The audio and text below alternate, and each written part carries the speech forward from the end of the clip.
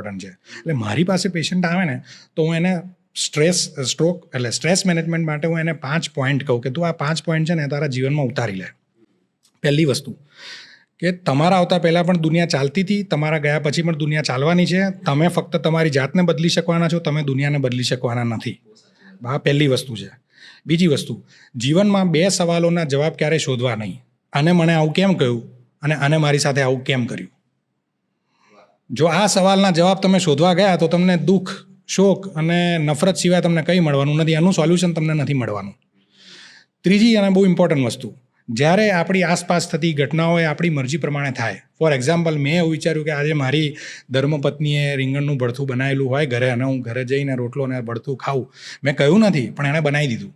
મારી મરજી પ્રમાણે જ્યારે થાય ને તો એને હંમેશા હરી કૃપા સમજો. ઈશ્વરની અસીમ કૃપા છે.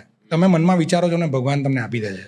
પણ ઘણી વખત એવું પણ થાય કે તમે જે વિચાર્યું એને કંઈક ઉલટું થાય. ફોર એક્ઝામ્પલ, મારા પત્નીએ વિચાર્યું હોય કે ભાઈ આજે મારો હસબન્ડ આવે અને મને બહાર લઈ જાય, સારી જગ્યાએ અમે લોંગ ડ્રાઈવ પર જઈએ, કોઈક સારી જગ્યાએ બેસીએ, ટાઈમ સ્પેન્ડ કરીને પાછા આવીએ. અને મેં ઘરે જઈને કહી દીધું, જો આજે બહુ થાકી ગયો છું, માથું દુખે છે, હું સૂઈ જાઉં છું, મારે આરામ કરવો છે, બીજી કોઈ માથાકૂટ નહીં જોઈએ. પોસિબલ છે કે બહાર જવામાં કદાચ એક્સિડન્ટ થવાનો હોય, પોસિબલ છે કે કંઈક તબિયત બગડવાની હોય, તો ભગવાને ગોઠવ્યું છે. તો જ્યારે આપણી આસપાસ થતી ઘટનાઓ આપણી મરજી પ્રમાણે ના થાય તો એને હરી કૃપા સમજો. Ultimately whatever things happening surrounding us, they are because of Hari ઈચ્છા ઓર હરી કૃપા. આપણી મરજીથી તો પાંદડું પણ હાલતું નથી. આ ત્રીજી અને બહુ ઇમ્પોર્ટન્ટ વસ્તુ. ચોથી વસ્તુ જે છે એ હું સમજાવું છું કે ગો વિથ ધ ફ્લો. નદીના વહેણની દિશામાં તરવાનું રાખો. તમે જો નદીના વહેણની વિરુદ્ધ દિશામાં તરવાનો પ્રયત્ન કરશો ને તો તમે થાકીને ડૂબી જશો. કિનારે પહોંચવું હોય તો સમય, પરિસ્થિતિ, સંજોગો તમને જે દિશામાં જેવી રીતે વાળે ને એ રીતે વાળો. કારણ કે નહીંતર તમારે છે ને સ્ટ્રેસ તમારી લાઈફમાં વધતો જવાનો. અને 5મો અને છેલ્લો પોઈન્ટ હું સમજાવું કે મી ટાઈમ. આપણા બધાની લાઈફ બહુ બિઝી છે. સવારથી આપણે દોડીએ છીએ, રાત સુધી દોડતા રહીએ છીએ. આખા દિવસમાં 20 મિનિટ છે ને મી ટાઈમ આપવું. મી ટાઈમ એટલે શું કે એવી પ્રવૃત્તિ કરવી કે જે આપણા મનને આનંદ આપે. મને ગીતો ગાવાનો શોખ છે તો હું મારા ઘરે રોજ રાત્રે ઘરે જઈને 2 ગીત ગાઈને સૂઈ જવાનું.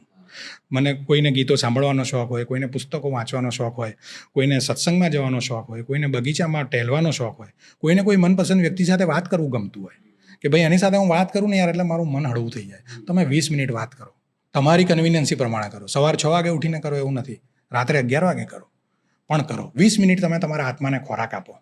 આવું કરશો ને તો તમારું સ્ટ્રેસ બિલકુલ કંટ્રોલમાં રહેશે. અને જો તમે સ્ટ્રેસ પર કાબૂ મેળવ્યો ને તો તમે જીવનની 50-70% બીમારીઓ પર તમે કાબૂ મેળવી લેશો. પણ સર, જે રીતે આપે કહ્યું કે કોઈ પેશન્ટ આપની પાસે આવે ત્યારે તમે આ 5 વસ્તુઓ કહો છો. યુઝ્યુઅલી કોઈ પેશન્ટ ડૉક્ટર પાસે જાય તો 5 દવાઓ લખાતી હોય છે, પ્રિસ્ક્રિપ્શન લખાતા હોય છે, રિપોર્ટ્સ કરવા માટે પેશન્ટ્સને મોકલવામાં આવતા હોય છે. તો એમાં ને આમાં આટલો બધો ડિફરન્સ કેમ? તમે કેમ આ 5 વસ્તુઓ કહેવાનું નક્કી કર્યું rather then asking them to go and do sum reports?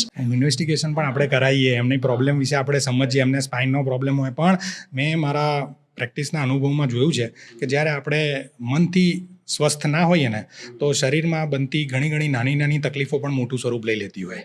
અને ઘણી વખતે આપણે એનો રૂટ શોધવા જઈએ ને તો આપણા મનમાં પડ્યું હોય.